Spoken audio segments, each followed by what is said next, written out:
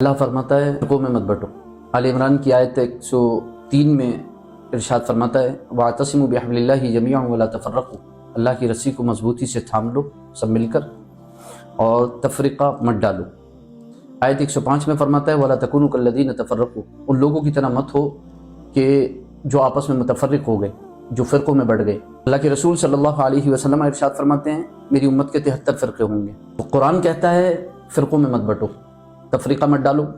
اللہ کے رسول فرماتے ہیں کہ میری امت کے 73 فرقے ہوں گے۔ تو آل عمران کی آیت 106 میں اللہ فرماتا ہے یوم تبیض وجوہ وتسود وجوہ، قیامت کے دن کچھ لوگوں کے چہرے روشن اور تابناک ہوں گے اور کچھ لوگوں کے چہرے سیاہ اور تاریک ہوں گے۔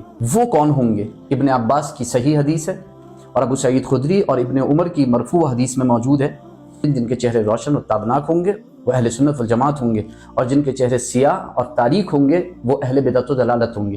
امام بخاری کے شاگرد امام مسلم اپنی صحیح مسلم کے مقدمے میں مشہور تابعی امام محمد بن سیرین کا ایک قول لے کر کے آئے کہ جب فتنوں کا زمانہ شروع ہوا، جب فتنے برپا ہوئے، تو اس وقت ہم سے اگر کوئی حدیث بیان کرنے آتا تو پھر ہم اس سے کہتے سموا لنا رجالکم، سند پیش کرو، فینظر الی اہل السنہ فیؤخذ حدیثہم، دیکھا جاتا اہل سنت ہوتا تو اس کی حدیث لے لی جاتی، وینظر الی اہل البدع فلا یؤخذ حدیثہم، اور دیکھا جاتا اگر اہل بدعت و دلالت سے ہوتا تو اس کی حدیث کو رد کر دیا جاتا، اس کی حدیث نہیں لی جاتی۔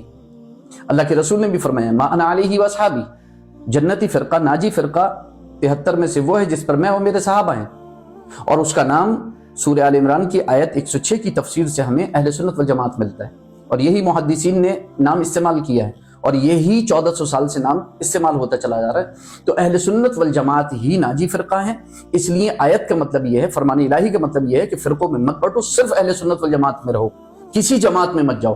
آج جو لوگ دوسری گروپ میں بیٹھ کر کے، دوسری جماعتوں میں بیٹھ کر کے لوگوں کو اہل سنت سے یہ کہہ کر کے بلا رہے ہیں کہ فرقوں میں مت بٹو، وہ یہ بھی کہہ رہے ہیں ساتھ میں کہ ہمارے فرقے میں آ جاؤ، جبکہ وہ غلط ہے، کیونکہ اسلام میں کوئی فرقہ نہیں ہے۔ اہل سنت والجماعت ہی ایک ناجی فرقہ ہے جو جنتی ہے، اور اسی میں رہنا ہے، فرقوں میں نہیں بٹنا ہے۔ اللہ ہمیں اسی میں رکھے۔